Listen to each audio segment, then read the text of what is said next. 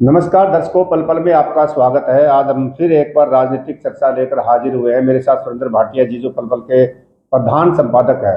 आपको ध्यान होगा कि हमने पहले सिरसा विधानसभा के बारे में चर्चा की थी, कौन कौन भावी उम्मीदवार हो सकते हैं, हालांकि भी चुनाव दूर है। इसी तरह से आज हम चर्चा करेंगे जो सिरसा जिला की जो 5 विधानसभा है उसमें सबसे महत्वपूर्ण विधानसभा क्षेत्र एलनाबाद। एलनाबाद में हम चर्चा करेंगे। चर्चा भाटिया जी, आपका स्वागत है। नमस्कार जी।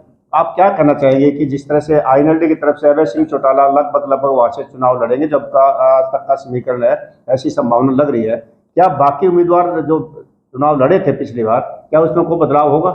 निश्चित रूप से मैं अमर सिंह जी राजनीतिक रूप से आपको एक चीज बता दूं, वो सारे विधानसभा क्षेत्रों में जो किसी बड़े नेता का गढ़ है, आप किसी भी विधानसभा से जहां से भूपेंद्र सिंह हुड्डा लड़ते हैं, जहां से ओम प्रकाश चौटाला लड़ते रहे हैं, जहां से मनोहर लाल जी करनाल से लड़ने लगे हैं दो चुनाव जिस तरह से उचाना से लड़ना लगातार तो लगातार उसी तरह एलनाबाद जो है, एलनाबाद अभय सिंह का गढ़ है। तो यहाँ पे जो एक बार जिस व्यक्ति ने चुनाव लड़ लिया जाता है तो उसको ये दिखाई देने लगता है भी शायद मैं चुनाव नहीं जीतूंगा, तो उसका उत्साह जो है वो 50% अपने आप कम हो जाता है। हम 2014 की बात करें, 2014 में पवन बेनीवाल भारतीय जनता पार्टी में शामिल हुए। पवन बेनीवाल के बारे में बता दें, वो अभय सिंह के पुराने दोस्त थे, मित्र थे। भारतीय जनता पार्टी में ना केवल शामिल हुए, उनके चुनाव में मल्लेका में प्रधानमंत्री नरेंद्र मोदी ने रैली की, लेकिन वो चुनाव नहीं जीत पाए। और उस बार कांग्रेस के जो उम्मीदवार थे वो भरत सिंह बेनीवाल थे। तो अभय सिंह चौटाला ने वहां से जीत हासिल की। उसके बाद किसान आंदोलन के समर्थन में अभय सिंह चौटाला ने त्याग पत्र दिया। जब वो सीट खाली हुई तो पवन बेनीवाल ने किसानों के हक में सिरसा आकर बीजेपी छोड़ दी, भारतीय जनता पार्टी छोड़ दी। तो वो चेहरा बहिरा, पार्टी बदल गई। जब बाई इलेक्शन हुए तो भारतीय जनता पार्टी नया चेहरा लेके आई। सबसे पहले जो किसी को उम्मीद नहीं थी, भारतीय जनता पार्टी गोविंद कांडा को लेके आई, और कांग्रेस पार्टी उस समय पवन बेनीवाल को लेके आई।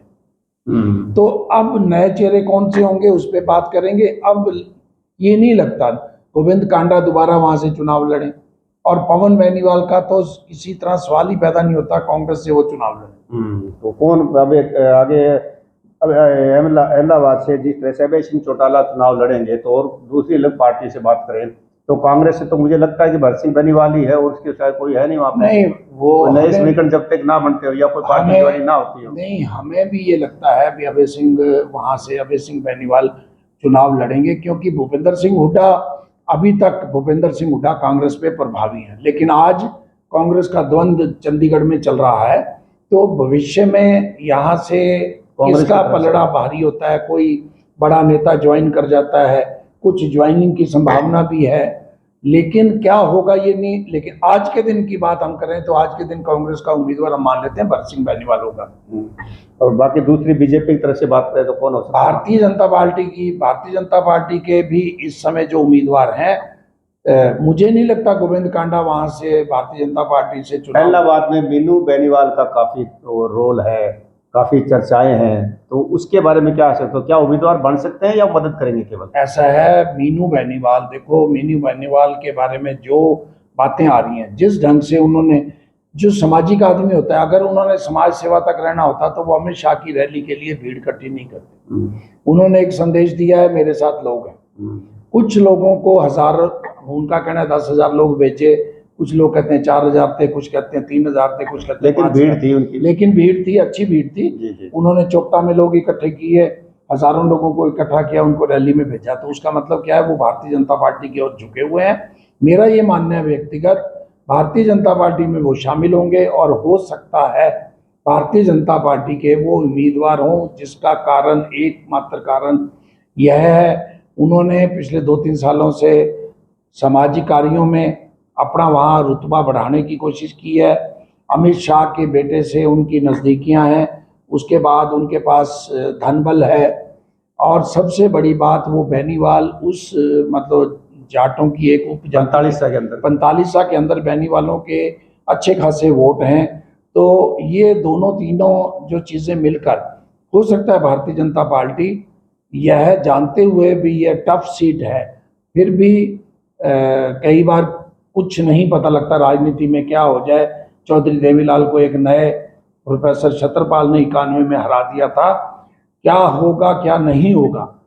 लेकिन आज के दिन ये लगता है अभय सिंह चौटाला के मुकाबले में भरत सिंह बेनीवाल व मीनू बेनीवाल मैदान में होंगे। दो प्रमुख पार्टियों के, यही दो प्रमुख पार्टियों का आधार है थोड़ा बहुत, बाकी तो कुछ नहीं कह सकते राजनीति में क्या थैंक यू होगा। भाटिया जी, धन्यवाद। तो भाटिया जी का मानना है कि अभय सिंह चौटाला के सामने इस बार बेनीवाल स्क्वायर यानी दो बेनीवाल सामने सामने होंगे। अब देखना होगा कि जनता किसको चुनती है, किस तरह का समीकरण बनता है। हालांकि अभी विधानसभा का चुनाव काफ़ी दूर है, अभी कहना काफ़ी जल्दबाजी होगा, लेकिन फिर भी संभावना यही लग रही है। नमस्कार।